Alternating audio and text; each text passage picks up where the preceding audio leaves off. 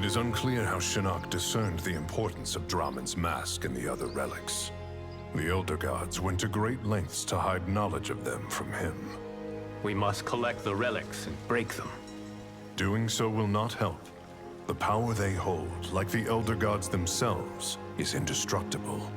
Our only hope is to sequester them in the Temple of the Elements. It would help if we knew what they all are. You got a list?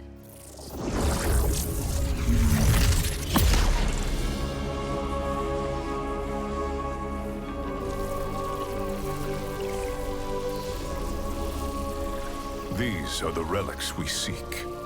I know where to find them. All right then. This'll be easy peasy.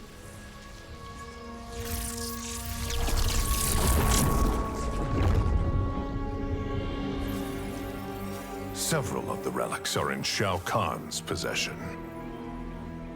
Ah, not so peasy.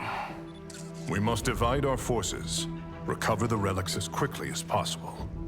What can the SF do? Augment the Shaolin's defenses at the Temple of the Elements. Once your soldiers are in place, you and Sonya Blade can join the search. Understood.